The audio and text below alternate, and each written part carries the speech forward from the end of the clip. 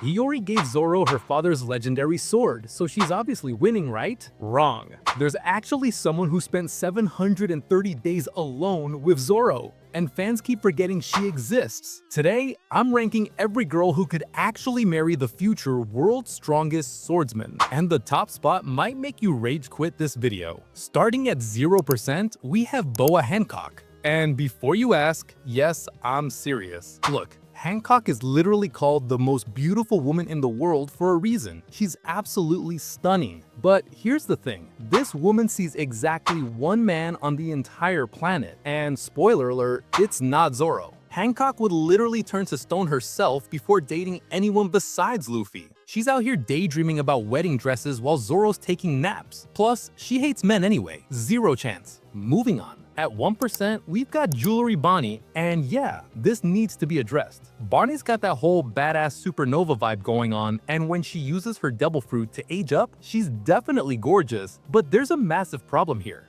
She's actually only 12 years old. Her adult appearance is just her devil fruit powers. So yeah, despite her helping Zoro at Sabaody by stopping him from attacking a celestial dragon, this ship is permanently docked. Let's move on quickly. At 3%, we've got Carrot, and honestly, this one never made sense. Yeah, she attacked him on Zoe, then felt bad about it. These two had maybe 4 conversations across 2 entire arcs. Now she's ruling the Minx, and Zoro literally forgot she existed when they left Wano. At 10%, there's Yamato, and hear me out before you riot. First off, Yamato's design is absolutely incredible. Those horns, that strength, that confidence, Oda went off with her character design. But in actual canon, they barely spoke. Yamato respected his strength, and that's it. She might join the crew later, which could bump this up, but right now, not enough there. Jumping to 18%, we have Tashigi. Tashigi looking exactly like Kuina with those glasses and that serious face. That's both a blessing and a curse. She's beautiful, but Zoro literally gets mad every time he sees her. At Punk Hazard, Zoro carried her to safety and protected her from Monet. He actually cares about her.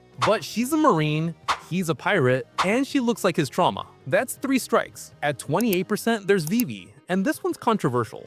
Vivi's an honorary Straw Hat with the X mark. She watched Zoro help demolish Baroque works. They've got mutual respect and trust. But when she stayed in Alabaster, everyone cried except Zoro, who said, "We should have just kidnapped her." That's not boyfriend energy, that's crewmate logistics. When Vivi went missing later, Zoro calmly said she's fine, relax. He trusts her completely, but shows zero romantic interest. At 35%, there's Nami, and fans are gonna hate this ranking. Let's be real, Nami's absolutely gorgeous, and Zoro's definitely aware of it. But they're literally roommates who fight about money. Nami charges him interest on borrowed cash. Zoro calls her a witch. She beats him up constantly. They die for each other, sure, but that's true for the entire crew. Their dynamic is annoying siblings who love each other but would never admit it. That's not romance, that's family. Now at 55%, Nico Robin. Robin's got that mysterious, elegant beauty that's completely different from everyone else. Dark hair, those piercing eyes, that calm demeanor, she's stunning in a totally unique way. Both are serious, quiet types. When Enel hurt Robin in Skypiea, Zoro was furious. And Zoro doesn't do revenge. They don't need constant talking because they get each other. 2 deadly introverts who respect strength and loyalty, that's actually a vibe. But they're at 55% because their bond feels more like battle partners than romance. Speaking of pairings, I actually ranked who Luffy will marry. Info cards up if you want more chaos. But let's get to the real contenders. At 75%, we have Perona, the most slept on option in the series. After Thriller Bark, Perona and Zoro spent 730 days together on Kuragana Island. She nursed him back to health when he arrived half dead. She argued with him daily for 24 months straight. She literally navigated him back to Sabaody because Zoro would have ended up in a different manga. The only reason she's not higher?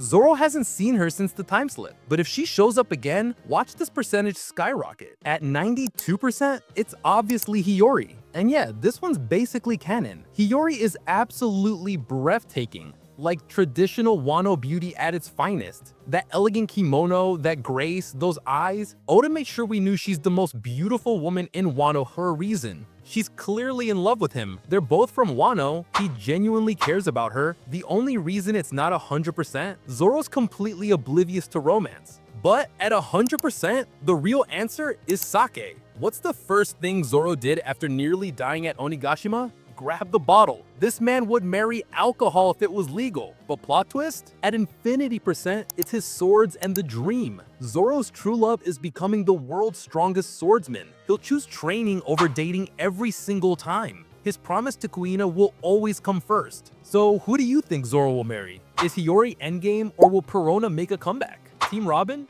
Furious about Nami at 35%? Let the chaos begin in the comments. Subscribe to FortuNeko and smash that bell icon for more One Piece content. Thanks for watching, and watch this video next. It's the perfect follow-up. Catch you later.